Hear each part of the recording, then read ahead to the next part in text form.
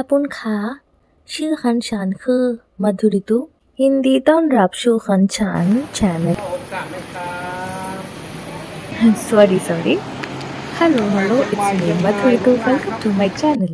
अभी तक मैं थाई लैंग्वेज में बात कर रही थी क्योंकि थाई भाषा थाईलैंड का राष्ट्रीय भाषा है और आज की वीडियो थाईलैंड से जुड़ा हुआ है। आज मैं आप सबको लेकर जाने वाली हूँ वाट फा लात में, जो कि चियांग माई में है। ये एक बहुत ही खूबसूरत मंदिर है जिसकी वीडियो मैंने निकाली थी जब मैं वहाँ पर गई थी, तो वो देखने के लिए अगर आप तैयार हो तो इस वीडियो के अंत तक रहिएगा। वैसे मैं आप सब लोगों से काफ़ी नाराज़ हूँ क्योंकि आप में से 70% लोगों ने मेरे चैनल को सब्सक्राइब नहीं किया हुआ है, जिसके वजह से मुझे आजकल वीडियो बनाने का और एडिटिंग करने का मूड ही नहीं करता, क्योंकि वैसे भी कौन ही देखने वाला है। खैर, और यहाँ मैं गई थी पीक बारिश के मौसम में। वहाँ की सुंदरता किसी डाक पत्र से कुछ कम नहीं है। बारिश के मौसम होने के वजह से प्राकृतिक दृश्यों में और चार चांद लग गए थे।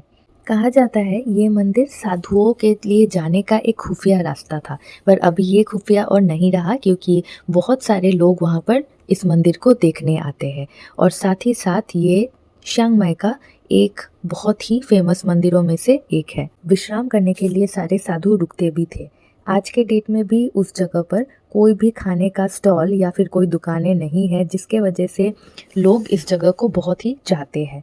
तो हाइक कर कर जाना पड़ता है, जो कि 2 किलोमीटर ऊंचाई पर है, पर हम लोग कार से ही, प्राइवेट कार से ही डायरेक्ट चले गए थे, जिसके वजह से हमें ज़्यादा दिक्कत नहीं हुई।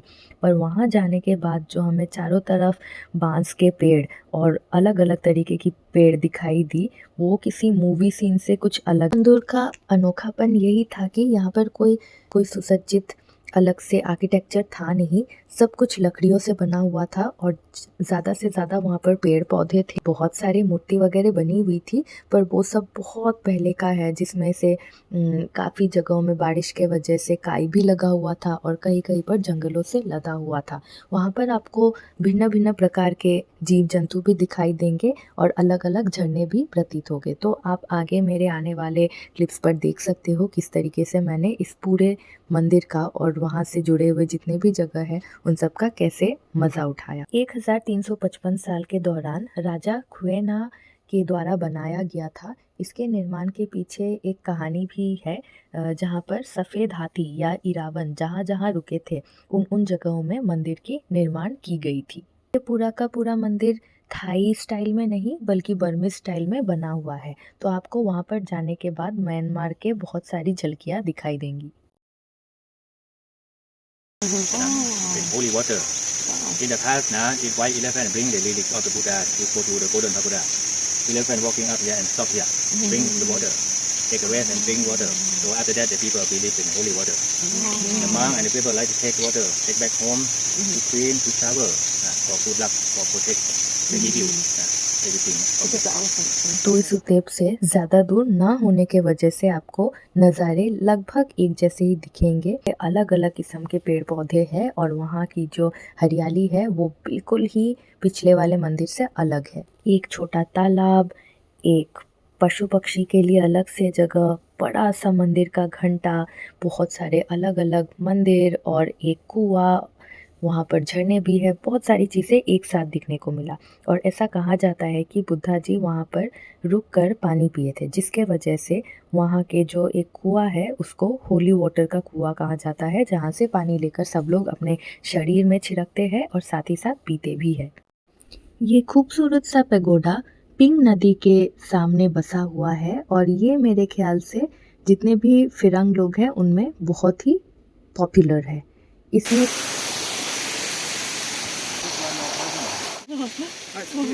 Sometimes similar like this, but this one no. Wow, it's very beautiful.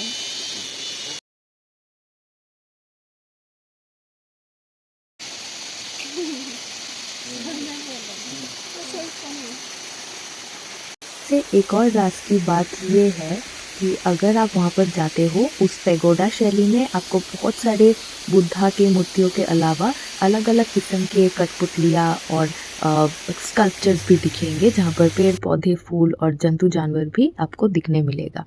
ये जगह सिर्फ नेचर लवर्स के लिए ही नहीं बल्कि कला प्रेमियों के लिए और आध्यात्मिक जीवन में जो और चीज़ें हासिल करना चाहते हैं उनके लिए भी बहुत ही सटीक है। इस पैगोडा के अंदर घुसने के लिए आपको अलग से कोई फीस देने की ज़रूरत नहीं है, पर ध्यान रखिए कि ये मंदिर सिर्फ 6 बजे से शाम के 5 बजे तक ही खुला हुआ रहता है और वहाँ जाने के लिए बाकी पैगोडा या मंदिरों के तरह से ही कपड़े बाजू ढक के और घुटनों से नीचे तक ढक के पहनना चाहिए और आप जब अंदर जाते हो तब जूते निकालना आवश्यक है।